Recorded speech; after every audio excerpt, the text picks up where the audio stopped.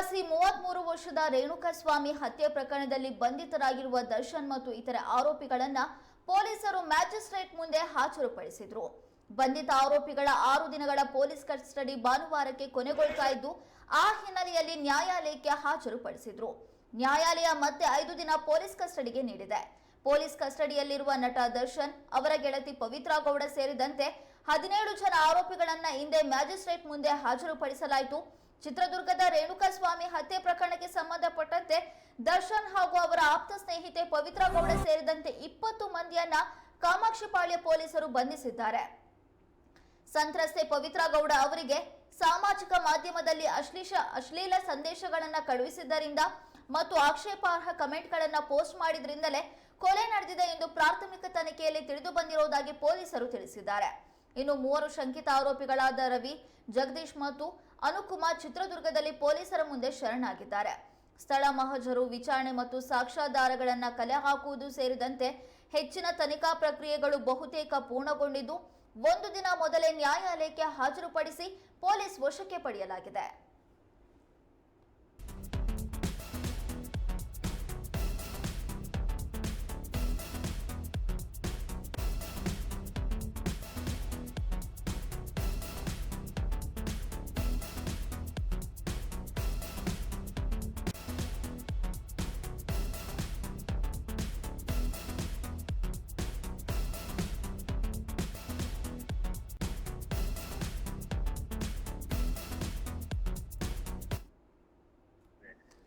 ಇದೀಗ ಈ ಕುರಿತಂತೆ ಹೆಚ್ಚಿನ ಮಾಹಿತಿಯನ್ನು ನೀಡೋದಕ್ಕೆ ನಮ್ಮ ವಾಹಿನಿಯ ಪ್ರಧಾನ ಸಂಪಾದಕರಾದಂತಹ ಹೊನ್ನಾಳಿ ಚಂದ್ರಶೇಖರ್ ಅವರು ನಮ್ಮೊಂದಿಗೆ ದೂರವಾಣಿ ಸಂಪರ್ಕದಲ್ಲಿದ್ದಾರೆ. ಹೊನ್ನಾಳಿ ಚಂದ್ರಶೇಖರ್ ಅವರೇ, ರೇಣುಕಾಸ್ವಾಮಿ ಕೊಲೆ ಪ್ರಕರಣಕ್ಕೆ ಸಂಬಂಧಪಟ್ಟಂತೆ ಇದೀಗ ಬಿಗ್ ಅಪ್ಡೇಟ್ ನಮಗೆ ಲಭ್ಯವಾಗ್ತಾ ಇದೆ. ನಟ ದರ್ಶನ್ ಅವರನ್ನ ಪೊಲೀಸರು ಮತ್ತೆ ಕಸ್ಟಡಿಗೆ ಪಡೆದಿದ್ದಾರೆ. ಏನಿದೆ ಇದ್ರ ಬಗ್ಗೆ ಹೆಚ್ಚಿನ ಮಾಹಿತಿ?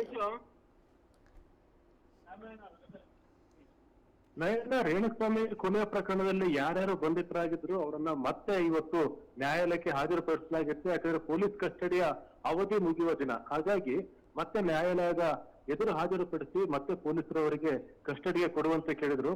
ಈಗ ಅವರು ಪೊಲೀಸರು ಸರಿಸುಮಾರು 9 ದಿನಗಳ ಕಾಲ ಕಸ್ಟಡಿ ಕೇಳಿದ್ರು. ಆದ್ರೆ ನ್ಯಾಯಾಲಯ ಅಂತಿಮವಾಗಿ 5 ದಿನಗಳ ಪೊಲೀಸ್ ಕಸ್ಟಡಿಗೆ ಎಲ್ಲ 13 ಆರೋಪಿಗಳನ್ನ ವಶಕ್ಕೆ ಪೊಲೀಸರ ವಶಕ್ಕೆ ಕೊಡಲಾಗಿದೆ. ಆದ್ರೆ ನ್ಯಾಯಾಲಯಕ್ಕೆ ಹಾಜರುಪಡಿಸಿದ್ದು 11 ಆರೋಪಿಗಳನ್ನ.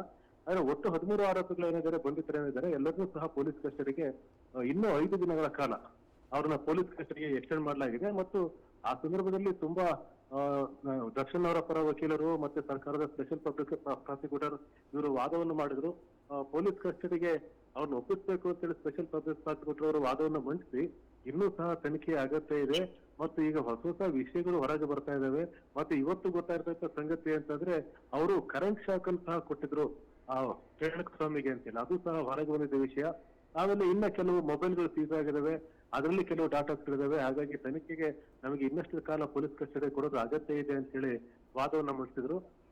ಇಲ್ಲಿ ದರ್ಶನ್ ಪರ ವಕೀಲರು ಮತ್ತೆ ಆರೋಪಿಗಳ ಪರ ವಕೀಲರು ಅವರು ಈಗ ಯಾವ ಆರೋಪ ಸಾಬೀತು ಮಾಡ್ಲಿಕ್ಕೆ ಏನು ಸಾಕ್ಷಿ ಇದೆ ಮತ್ತೆ ಪವಿತ್ರ ಗೌಡ ಅವರ ಇನ್ವಾಲ್ವ್ಮೆಂಟ್ ಇದರಲ್ಲಿ ಯಾಕೆ ತಗೊಂಡಿದ್ದಾರೆ, ಪವಿತ್ರ ಗೌಡರ ಪಾತ್ರ ಇಲ್ಲ, ಮತ್ತೆ ದರ್ಶನ್ ಅವರು ಹೇಳ್ತಾ ಇದ್ದಾರೆ ದರ್ಶನ್ ಅವರು ಅಲ್ಲಿ ಇನ್ವಾಲ್ವ್ ಆಗಿಲ್ಲ ಅಂತ ಹೇಳಿ. ಹಾಗಾಗಿ ಪವಿತ್ರ ಗೌಡ ಅವರು ಮತ್ತೆ ದರ್ಶನ್ ಗೌಡ ಅವರಿಗೆ ದರ್ಶನ್ ಅವರಿಗೆ ಯಾಕೆ ಕಸ್ಟಡಿ, ಅವ್ರನ್ನ ಬಿಡ್ಬೋದಲ್ವಾ ಅಂತ ಹೇಳಿ ಅವರು ವಾದವನ್ನ ಮಂಡಿಸಿದ್ದಾರೆ. ಮತ್ತೆ ಇನ್ನು ಬಹಳ ಪ್ರಮುಖವಾದ ಅಂಶ ಅಂತಂದ್ರೆ ಸ್ಪೆಷಲ್ ಪಬ್ಲಿಕ್ ಪ್ರಾಸಿಕ್ಯೂಟರ್ ಅವರು ಒಂದು ಮುಚ್ಚಿದ ಲಕೋಟೆಯಲ್ಲಿ ಕೆಲವೊಂದು ದಾಖಲಾತಿಗಳನ್ನ ಸಲ್ಲಿಸಿದ್ದಾರೆ, ಸಿಡಿಯನ್ನ ಸಲ್ಲಿಸಿದ್ದಾರೆ. ಇದರ ಆಧಾರದ ಮೇಲೆ ನ್ಯಾಯಾಲಯ ಪೊಲೀಸ್ ಕಸ್ಟಡಿಗೆ ಕೊಡೋದು ಸೂಕ್ತ ಅಂತ ಅವರನ್ನೆಲ್ಲರನ್ನು ಸಹ 5 ದಿನಗಳ ಕಾಲ ಪೊಲೀಸ್ ಕಸ್ಟಡಿಗೆ ಎಕ್ಸ್ಟೆಂಡ್ ಮಾಡಿದ್ದಾರೆ. ಮತ್ತೆ ಇಲ್ಲಿ ಕೆಲವು ಮೊಬೈಲ್ಗಳಲ್ಲಿ ಏನಿತ್ತು ಆರೋಪಿಗಳ ಮೊಬೈಲ್ಗಳು, ಆ ಮೊಬೈಲ್ಗಳನ್ನೆಲ್ಲರೂ ಸಹ ಪೊಲೀಸರು ರಿಕವರ್ ಮಾಡ್ಕೊಂಡಿದ್ದಾರೆ. ಮತ್ತೆ ಅವರಿಂದ ಆ ಪಾಸ್ವರ್ಡ್ ಗಳನ್ನು ಸಹ ತೆಗೆದುಕೊಂಡಿದ್ದಾರೆ. ಅದರಿಂದ ಆ ಮೊಬೈಲ್ ಇದ್ದಂತ ಡಾಟಾಗಳನ್ನ ಅವರು ಕಲೆಕ್ಟ್ ಮಾಡಿದ್ರೆ ಬಹುಶಃ ಕೇಂದ್ರದಲ್ಲಿ ಏನಿದೆ ಗೊತ್ತಿಲ್ಲ, ಇದೇನು ಅವ್ರ ಮೊಬೈಲ್ ಅಲ್ಲಿ ಹಲ್ಲೆ ಮಾಡ್ತಂತ ಸಂದರ್ಭದಲ್ಲಿ ಇವರು ಏನ್ ಆರೋಪಿಗಳಿದ್ರು ಅವ್ರ ಖುಷಿಗೆ ತೆಗೆದುಕೊಂಡಂತ ವಿಡಿಯೋಗಳೇನಿದ್ರು ಬಹುಶಃ ಅದಿರ್ಬೋದಾ ಅಥವಾ ಬೇರೆ ದಾಖಲೆ ಇರ್ಬೋದು. ಆ ಸಿಡಿನಲ್ಲಿ ಇವೆಲ್ಲ ಸಾಕ್ಷ್ಯಾಧಾರಗಳನ್ನ ಕೊಟ್ಟಿದ್ದಾರೆ. ಮತ್ತೆ ಎಲ್ಲರ ಮೊಬೈಲ್ಗಳು ವಶವಾಗಿದ್ದಾವೆ. ಮತ್ತೆ ಅಲ್ಲೇನು ಆ ಮೊಬೈಲ್ ಅಲ್ಲಿ ಇದ್ದಂತ ಡಾಟಾಗಳನ್ನ ಡಿಲೀಟ್ ಮಾಡ್ತಿದ್ರು, ಆ ಡಿಲೀಟ್ ಮಾಡೋದಂತ ವ್ಯಕ್ತಿಯನ್ನು ಈಗ ಪೊಲೀಸ್ ವಶಕ್ಕೆ ತೆಗೆದುಕೊಂಡಿದ್ದಾರೆ. ಮತ್ತೆ ಆ ಡಾಟಾನೆಲ್ಲ ರಿಕವರಿ ಮಾಡ್ಕೊಂಡಿದ್ದಾರೆ.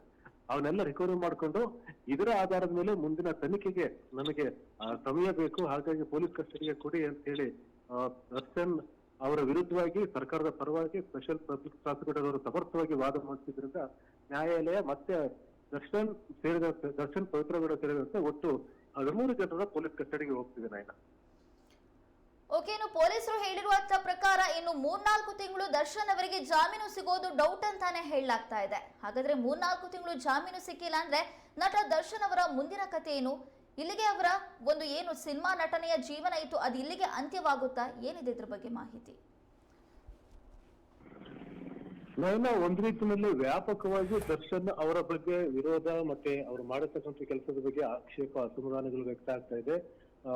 ಚಿತ್ರೋದ್ಯಮದಲ್ಲೂ ಚಿತ್ರರಂಗದಲ್ಲೂ ಸಹ ಆಕ್ಷೇಪಗಳು ವ್ಯಕ್ತ ಆಗ್ತಾ ಇದೆ. ಇವತ್ತು ವಾಣಿಜ್ಯ ಮಂಡಳಿಯ ಪ್ರಮುಖರು ಎಲ್ಲರೂ ಹೋಗಿ ರೇಣುಸ್ವಾಮಿ ಚಿತ್ರದುರ್ಗದ ಮನೆ ಹೋಗಿ ಕುಟುಂಬದವರಿಗೆ ಸಾಂತ್ವನ ಹೇಳಿ ಒಂದಿಷ್ಟು ಧನ ಸಹಾಯವನ್ನು ಮಾಡಿ ಬಂದಿದ್ದಾರೆ. ಮತ್ತೆ ಚಿತ್ರರಂಗದಲ್ಲಿ ಯಾರು ಸಹ ದರ್ಶನ್ ಪರವಾಗಿ ಮಾತಾಡ್ತಾ ಇಲ್ಲ, ಅವರ ಕೃತ್ಯವನ್ನ ಯಾರು ಬೆಂಬಲಿಸ್ತಾ ಇಲ್ಲ. ಹಾಗಾಗಿ ಒಂದ್ ರೀತಿಯಲ್ಲಿ ದರ್ಶನ್ ಏಕಾಂಗಿ ಆಗಿದ್ದಾರೆ ಅಂತಾನೆ ಹೇಳ್ಬೋದು. ಮತ್ತೆ ನ್ಯಾಯಾಲಯಕ್ಕೆ ಹಾಜರುಪಡಿಸಿದ ಸಂದರ್ಭದಲ್ಲಿ ಅವರಲ್ಲಿ ಪವಿತ್ರ ಗೌಡ ಅವರು ಅಲ್ಲಿ ನ್ಯಾಯಾಲಯದಲ್ಲಿ ನ್ಯಾಯಾಧೀಶರು ಎದುರೇ ಕಣ್ಣೀರು ಹಾಕಿದ್ದಾರೆ. ನಾವ್ ಯಾಕೆ ಹೀಗೆ ನಮಗೆ ಕಷ್ಟ ಬಂತು ಅಂತೇಳಿ ದರ್ಶನ್ ಅವರು ಏನೋ ಮಾತಾಡದೆ ಮೌನವಾಗಿ ಮ್ಲಾನವದರಾಗಿ ಅವರು ಕೂತಿದ್ರು. ಎಲ್ಲಾ ಏನು ಆರೋಪಿಗಳಿದ್ರು ಎಲ್ಲರೂ ಸಹ ಪಶ್ಚಾತ್ತಾಪದಿಂದ ಕೂತಿದ್ರು. ಆದ್ರೆ ಕಾನೂನು ಪ್ರಕ್ರಿಯೆ ನಡೀಲೇಬೇಕಾಗುತ್ತೆ. ಅವ್ರ ಕೃತ್ಯ ಆಗಿದೆ ಅವ್ರದ್ದು. ಅವ್ರು ಮಾಡಿರ್ತಕ್ಕಂಥ ಕೆಲಸಕ್ಕೆ ನ್ಯಾಯಾಂಗದ ಪ್ರಕ್ರಿಯೆ ನಡೀಲೇಬೇಕಾಗುತ್ತೆ, ಶಿಕ್ಷೆ ಆಗ್ಬೇಕಾಗುತ್ತೆ. ಆದ್ರೆ ಜಾಮೀನು ವಿಚಾರಕ್ಕೆ ಬಂದ್ರೆ ಚಾರ್ಜ್ ಶೀಟ್ ಹಾಕ್ಬೇಕಾಗುತ್ತೆ ಪೊಲೀಸರು. ಸಾಮಾನ್ಯವಾಗಿ 90 ದಿನಗಳವರೆಗೆ ಚಾರ್ಜ್ ಶೀಟ್ ಹಾಕ್ತಾ ಇದ್ರೆ ನ್ಯಾಯಾಲಯದ ಪ್ರಕ್ರಿಯೆ ಬೇರೆ ರೀತಿ ನಡೆಯುತ್ತೆ. ಆದ್ರೆ 90 ದಿನದೊಳಗೆ ಚಾರ್ಜ್ ಶೀಟ್ ಹಾಕ್ಲಿಕ್ಕೆ ಪೊಲೀಸರು ಪ್ರಯತ್ನವನ್ನ ಮಾಡ್ತಿದ್ದಾರೆ, ದಾಖಲೆಗಳನ್ನೆಲ್ಲ ಒಟ್ಟು ಮಾಡ್ತಾ ಇದ್ದಾರೆ. ಈ ಹಿನ್ನೆಲೆಯಲ್ಲಿ ಬಹಳ ಬೇಗನೆ ಚಾರ್ಜ್ ಶೀಟ್ ಹಾಕೋದ್ರಿಂದ ಅವರಿಗೆ ಜಾಮೀನು ಸಿಗುವಂತ ಸಾಧ್ಯತೆ ಬಹಳ ಕಡಿಮೆ ಇದೆ. 90 ದಿನಗಳವರೆಗೂ ಯಾವ ಕಾರಣಕ್ಕೂ ಸಹ ಜಾಮೀನು ಸಿಗೋದಿಲ್ಲ ಇಂಥ ಪ್ರಕರಣಗಳಲ್ಲಿ. ಆದ್ರೆ ಯಾವ ಸಂದರ್ಭದಲ್ಲಿ ಜಾಮೀನು ಸಿಗುವ ಸಾಧ್ಯತೆ ಇರುತ್ತೆ ಅಂದ್ರೆ 90 ದಿನಗಳವರೆಗೂ ಸಹ ಚಾರ್ಜ್ ಶೀಟ್ ಅನ್ನು ಸಲ್ಲಿಸದೇ ಇದ್ರೆ ಅದನ್ನ ಜಾಮೀನು ಸಿಗಬಹುದು ಅಂತಕ್ಕಂಥ ಸಾಧ್ಯತೆ ಇರುತ್ತೆ. ಆದ್ರೆ ಇಂಥ ಹೀನತೆ ಪ್ರಕರಣಗಳಲ್ಲಿ ಅದು ಚಿತ್ರಹಿಂಸೆ ಕೊಟ್ಟು ಮಾಡಿದಂತ ಕೆಲಸಗಳೇನಿದೆ ಇಂಥ ಪ್ರಕರಣಗಳಲ್ಲಿ ಜಾಮೀನು ಸಿಗುವ ಸಾಧ್ಯತೆಯೂ ಸಹ ಕಡಿಮೆ ಇರುತ್ತೆ. ಬಹುಶಃ ಜಾಮೀನು ಸಿಗೋದೇ ಇಲ್ಲ ಅಂತಾನೆ ಹೇಳ್ಬೋದು. ಯಾಕಂದ್ರೆ ಪೊಲೀಸರು ಅಷ್ಟು ಸಮರ್ಥವಾಗಿ ಅವ್ರನ್ನು ಸಾಕ್ಷ್ಯಾಧಾರಗಳನ್ನ ಕಲೆಕ್ಟ್ ಮಾಡಿದ್ದಾರೆ ಮತ್ತು ನ್ಯಾಯಾಲಯದ ಮುಂದೆ ಸಾಕ್ಷ್ಯಾಧಾರಗಳನ್ನ ಹಾಜರುಪಡಿಸಿದ್ದಾರೆ. ಈ ಹಿನ್ನೆಲೆಯಲ್ಲಿ ಜಾಮೀನು ಸಿಗುವ ಸಾಧ್ಯತೆ ಬಹಳ ಕಡಿಮೆನೇ ಇದೆ. ಮತ್ತು ಇನ್ನು ಜಾಮೀನು ಸಿಗುವ ಸಾಧ್ಯತೆ ಅವರು ಮಾಡಿರ್ತಕ್ಕಂಥ ಅಪರಾಧದ ಪ್ರಮಾಣದ ಮೇಲೂ ಸಹ ನಿರ್ಧಾರ ಆಗುತ್ತೆ. ಅಂದ್ರೆ ಯಾರು ತುಂಬಾ ಹೆಚ್ಚು ಅವರಿಗೆ ಸಾವು ಕೊಡುವಂತೆ ಪೆಟ್ಟು ಕೊಟ್ಟಿದ್ದಾರೆ ಅಥವಾ ಹೊಡೆದಿದ್ದಾರೆ, ಒಟ್ಟು ಅಪರಾಧದ ಪ್ರಮಾಣ ಅದರ ಮೇಲೂ ಸಹ ಡಿಪೆಂಡ್ ಆಗಿರುತ್ತೆ. ಈ ಹಿನ್ನೆಲೆಯಲ್ಲಿ ಏನು ಮೇಲೆ ಸಿಗುವ ಸಾಧ್ಯತೆ ಮುಂದಿನ ದಿನಗಳಲ್ಲಿ ಕ್ಷೀಣಿಸ್ತಾ ಹೋಗುತ್ತೆ ಅಂತ ಹೇಳ್ಬೋದು. ಅಷ್ಟು ಸಮರ್ಥವಾಗಿ ಇಷ್ಟು ದಿನಗಳ ಕಾಲ ಪೊಲೀಸರು ಸಾಕ್ಷ್ಯಾಧಾರಗಳನ್ನ ಸಂಗ್ರಹಿಸಿ ಅದನ್ನ ನ್ಯಾಯಾಲಯದ ಮುಂದೆ ಹಾಜರುಪಡಿಸ್ತಕ್ಕಂಥ ಕೆಲಸವನ್ನು ಮಾಡಿದ್ದಾರೆ. ಆದ್ರೆ ದರ್ಶನ್ ಅವ್ರನ್ನ ನಂಬಿಕೊಂಡಂತ ಚಿತ್ರೋದ್ಯಮ ಏನಿದೆ, ನಿರ್ಮಾಪಕರು ಏನಿದ್ದಾರೆ, ಅವರಿಗೆ ನಿಜವಾದ ಸಂಕಷ್ಟ ಈಗ ಎದುರಾಗಿರ್ತಕ್ಕಂಥದ್ದು. ಈ ರೀತಿ ನಡೆಯುತ್ತೆ, ಈ ರೀತಿ ಆಗುತ್ತೆ, ಒಂದು ಕೃತ್ಯ ಬಹಿರಂಗವಾಗುತ್ತೆ ಅಂತ ಹೇಳಿ ಯಾರೂ ಸಹ ಅಂದ್ಕೊಂಡಿದ್ದಿಲ್ಲ. ಈಗ ಅಂತದೊಂದು ಪ್ರಕರಣ ನಡೆದಿರೋದ್ರಿಂದ ನಿಜವಾಗ್ಲೂ ಸಂಕಷ್ಟದಲ್ಲಿರೋದು ಅವರನ್ನ ನಂಬಿಕೊಂಡು ಚಿತ್ರೋದ್ಯಮದಲ್ಲಿ ಕೆಲಸ ಮಾಡ್ತಾ ಇದ್ದಂತ, ಅವ್ರು ನಂಬಿಕೊಂಡು ಹಣವನ್ನ ಇನ್ವೆಸ್ಟ್ ಮಾಡಿದಂತ ವ್ಯಕ್ತಿಗಳೇನಿದ್ದಾರೆ ಅವರಿಗೆ ಈಗ ನಿಜವಾದ ಸಂಕಷ್ಟ ಎದುರಾಗಿರೋದು. ಅದು ನ್ಯಾಯಾಲಯದ ಪ್ರಕ್ರಿಯೆ ಮೇಲೆ ನಿಂತಿರುತ್ತೆ ನಯನ. ಓಕೆ, ಇನ್ನು ಕರ್ನಾಟಕ ಫಿಲ್ಮ್ ಚೇಂಬರ್ ಕೂಡ ನಾವು ಚಿತ್ರದುರ್ಗಕ್ಕೆ ಹೋಗಿ ರೇಣುಕಾಸ್ವಾಮಿ ಅವರ ಕುಟುಂಬಕ್ಕೆ ಸಾಂತ್ವನ ಹೇಳಿದ ಬಳಿಕ ಮುಂದಿನ ನಿರ್ಧಾರವನ್ನ ತೆಗೆದುಕೊಳ್ತೀವಿ ಅಂತ ಹೇಳಿದ್ರು. ಇವಾಗ ಕರ್ನಾಟಕ ಫಿಲ್ಮ್ ಚೇಂಬರ್ ಅವರು ಚಿತ್ರದುರ್ಗಕ್ಕೆ ಭೇಟಿ ಕೊಟ್ಟಿದ್ದಾರೆ. ಹಾಗಾಗಿ ಮುಂದಿನ ನಿರ್ಧಾರವನ್ನ ಹೇಗೆ ತೆಗೆದುಕೊಳ್ಬಹುದು, ಯಾವಾಗ ತೆಗೆದುಕೊಳ್ಬಹುದು?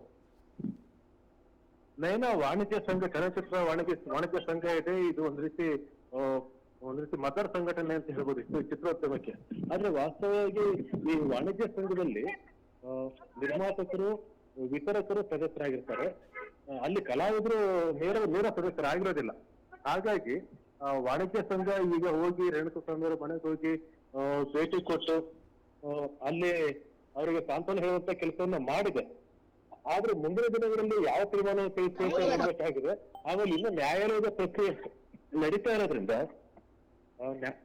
ಆ ನ್ಯಾಯಾಲಯದ ಪ್ರಕ್ರಿಯೆ ಹೇಗೆ ಸಾಗುತ್ತೆ ನೋಡ್ಬೇಕು, ಸಾಕ್ಷಿಗಳ ವಿಚಾರಣೆ ಹೇಗೆ ನಡೆಯುತ್ತೆ ನೋಡ್ಬೇಕು. ಹಾಗಾಗಿ ಅದನ್ನೆಲ್ಲ ಕಾದು ನೋಡುವ ಒಂದು ನಿರ್ಧಾರವನ್ನ ಈಗ ವಾಣಿಜ್ಯ ಸಂಘ ಮಾಡಿದೆ, ಚಲನಚಿತ್ರ ವಾಣಿಜ್ಯ ಮಂಡಳಿ ಮಾಡಿದೆ.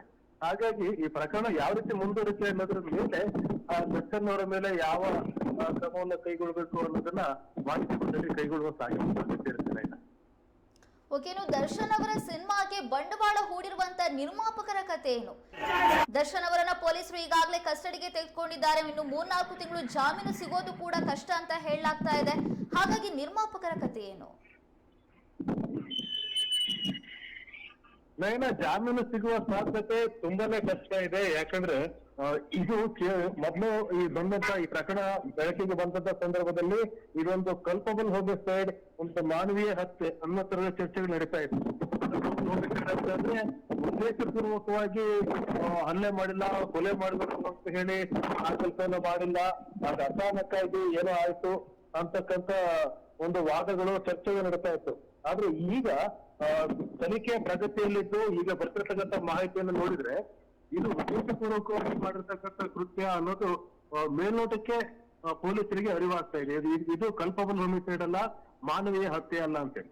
ಯಾಕಂದ್ರೆ ಅಷ್ಟು ಚಿತ್ರಹಿಂಸೆಯನ್ನು ಕೊಟ್ಟು ಅವರಿಗೆ ಹೊಡೆದು, ಮರ್ಮಾಂಗಕ್ಕೆ ಹೊಡೆದು, ಕರೆಂಟ್ ಶಾಕ್ ಕೊಟ್ಟು, ಆಮೇಲೆ ಅವರನ್ನ ಎತ್ತಿ ಗೋಡೆಗೆ ಎಸೆದು, ಲಾರಿಗೆ ಅವರ ತಲೆ ಹೊಡೆಯುವಂತೆ ಇದನ್ನೆಲ್ಲ ಇಷ್ಟು ಸ್ಪಷ್ಟವಾಗಿ ಹೇಳ್ತಾ ಇದ್ದಾರೆ ಅಂತಂದ್ರೆ ಬಹುಶಃ ಅಲ್ಲಿ ಪೊಲೀಸರಿಗೆ ಸ್ಪಷ್ಟವಾದ ದಾಖಲೆ ಸಿಕ್ಕಿದೆ.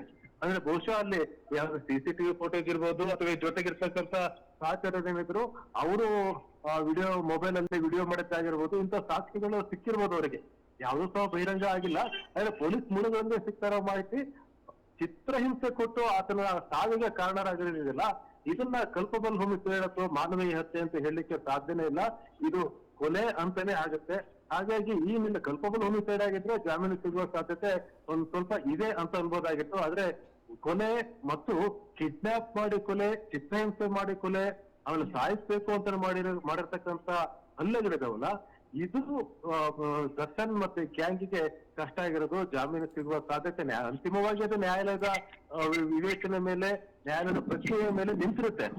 ಆದ್ರೆ ಇಂತಹ ಒಂದು ಹೀನಸ್ ಕ್ರೈಮ್ ನಲ್ಲಿ ಜಾಮೀನು ಸಿಗುವ ಸಾಧ್ಯತೆ ತುಂಬಾ ಕ್ಷೀಣ ಅಂತಾನೆ ಹೇಳ್ಬೋದು ನಾನು. ಓಕೆ, ಸದ್ಯ ಚಿತ್ರದುರ್ಗದಲ್ಲಿ ರೇಣುಕಾ ಸ್ವಾಮಿ ಅವರ ಕುಟುಂಬಸ್ಥರು ಹೇಗಿದ್ದಾರೆ, ಅದ್ರ ಬಗ್ಗೆ ಏನಾದ್ರೂ ಮಾಹಿತಿ ಇದೆಯಾ? ಚಿತ್ರದುರ್ಗದಲ್ಲಿ ರೇಣುಸ್ವಾಮಿ ಅವರ ಕುಟುಂಬದವರು ನಿಜವಾಗ್ಲೂ ಆಘಾತದಲ್ಲಿದ್ದಾರೆ. ಅವರ ಮನೆಗೆ ಹೋಗಿ ಬಹಳಷ್ಟು ಜನ ಹೋಗಿ ಸಾಂತ್ವನ ಹೇಳ್ತಾ ಇದ್ರೆ, ಚಲನಚಿತ್ರ ವಾಣಿಜ್ಯ ಮಂಡಳಿಯ ಪ್ರಮುಖರು ಸಹ ಅವ್ರ ಮನೆಗೆ ಹೋಗಿದ್ರು. ಆದ್ರೆ ಅಲ್ಲಿ ಇರ್ತಕ್ಕಂತ ಭಾವನೆ ಏನಂದ್ರೆ, ರೇಣುಕಾ ಸ್ವಾಮಿ ತಪ್ಪಾಡಿದ್ದು ಹೌದು, ಆತ ಒಂದು ಅಶ್ಲೀಲ ಕಮೆಂಟ್ ಅನ್ನ ಮಾಡಿರ್ಬೋದು. ಆದ್ರೆ ಅದಕ್ಕೆ ಇವ್ರು ಕೊಟ್ಟಂತ ಶಿಕ್ಷೆ ಮತ್ತೆ ಅವರು ತೆಗೆದುಕೊಂಡಂತ ಪ್ರತಿರೋಧ ಇದೆಯಲ್ಲ, ಅದಕ್ಕೆ ಅವರ ಕುಟುಂಬದವರು ತುಂಬಾ ಆಘಾತಗೊಂಡಿದ್ದಾರೆ. ಆತ ತಪ್ಪು ಮಾಡಿದ್ರೆ ಅದನ್ನ ಬೇರೆ ರೀತಿಯಲ್ಲಿ ಅದನ್ನು ಸರಿಪಡಿಸಬಹುದಾಗಿತ್ತು, ಅಥವಾ ಅದಕ್ಕೆ ಸರಿಯಾದಂತ ಶಿಕ್ಷೆಯನ್ನ ಕಾನೂನುಬದ್ಧವಾಗಿ ಕ್ರಮಬದ್ಧವಾಗಿ ಮಾಡಬಹುದಾಗಿತ್ತು. ಆದ್ರೆ ಶಿಕ್ಷೆ ಮಾಡಿದಂತ ರೀತಿ ಇದೆಯಲ್ಲ, ಶಿಕ್ಷೆ ಕೊಟ್ಟಂತ ರೀತಿ ಇದೆಯಲ್ಲ, ಇದು ರೇಣುಸ್ವಾಮಿ ಅವರ ಕುಟುಂಬದವರಿಗೆ ಮತ್ತೆ ಅವರ ಆಪ್ತರಿಗೆ ತುಂಬಾ ಒಂದು ಆಘಾತ ತಂದಿರತಕ್ಕಂತ ವಿಷಯ. ಆತ ನಿರಂತರವಾಗಿ ಅಷ್ಟೆಲ್ಲ ಕಮೆಂಟ್ ಅನ್ನ ಮಾಡ್ತಿದ್ದ, ಅದು ಗೊತ್ತಾಗಿತ್ತು, ಪವಿತ್ರ ಗೌಡ ಗೊತ್ತಾಗಿತ್ತು, ದರ್ಶನ ಗೊತ್ತಾಗಿತ್ತು, ಸಹಚರರು ಗೊತ್ತಾಗಿತ್ತು. ಅದನ್ನ ಅವರು ಬೇರೆ ರೀತಿಯಲ್ಲಿ ಆ ವಿಷಯವನ್ನ ಹ್ಯಾಂಡಲ್ ಮಾಡೋದಾಗಿತ್ತು. ನೇರವಾಗಿ ಅವರೇ ಆ ರೇಣುಕಾ ಸ್ವಾಮಿಯನ್ನ ಎತ್ತಾಕೊಂಡು ಬಂದು ಫಿಲ್ಮಿ ಸ್ಟೈಲ್ ಅಲ್ಲಿ ಆತನಿಗೆ ಚಿತ್ರಹಿಂಸೆ ಕೊಟ್ಟು ಆತನ ಸಾವಿಗೆ ಕಾರಣರಾಗಿದೆಯಲ್ಲ, ಅದು ಮರ್ಮಾಂಗಕ್ಕೆ ಒದ್ದು ಅನ್ನುವಂತ ಒಂದು ವಿಕೃತಿ ಇದೆಯಲ್ಲ, ಇದು ಬಹಳ ಆಘಾತವನ್ನು ತಂದಿದೆ. ಅವರೆಲ್ಲರೂ ಸಹ ಶಾಕ್ ನಲ್ಲಿ ಇದ್ದಾರೆ. ಈಗ 3ನೇ ದಿನ ಅಂತ ಒಂದು ಪೂಜಾ ವಿಧಿಗಳು ಮುಗಿದು 4ನೇ ದಿನ 5ನೇ ದಿನಕ್ಕೆ 6 ದಿನದ ಕಾಲಿಡ್ತಾ ಇದೆ ಈ ಪ್ರಕರಣ ಬೆಳಕಿಗೆ ಬಂದು. ಆದ್ರೆ ಅವ್ರ ಕುಟುಂಬಕ್ಕೆ ಆಗಿರುವ ಶಾಕ್, ಮತ್ತೆ ಅವರ ಪತ್ನಿ ಈಗ ಗರ್ಭಿಣಿ ಇದ್ದಾರೆ, ಅವರಿಗೆ ಆಗಿರ್ತಕ್ಕಂಥ ಶಾಕ್ ಬಹುಶಃ ಸರಿದೂಗ್ಸಕ್ಕೆ ಸಾಧ್ಯ ಇಲ್ಲ. ಒಂದು ಚಿಕ್ಕ ಕ್ರಿಯೆಯಲ್ಲಿ ಮುಗಿದು ಹೋಗೋದಾಗಿತ್ತಂತ ಒಂದು ಕೆಲಸವನ್ನ ದೊಡ್ಡದಾಗಿ ಆತನ ಜೀವಹರಣ ಮಾಡುವವರೆಗೂ ತೆಗೆದುಕೊಂಡು ಹೋಗಿತ್ತು. ನಿಜವಾಗ್ಲೂ ತುಂಬಾ ಶಾಕಿಂಗ್ ಆಗಿದೆ ಅವರ ಕುಟುಂಬಕ್ಕೆ. ನಯನ, ಓಕೆ, ನಿಮ್ಮೆಲ್ಲ ಮಾಹಿತಿಗಾಗಿ ಧನ್ಯವಾದಗಳು.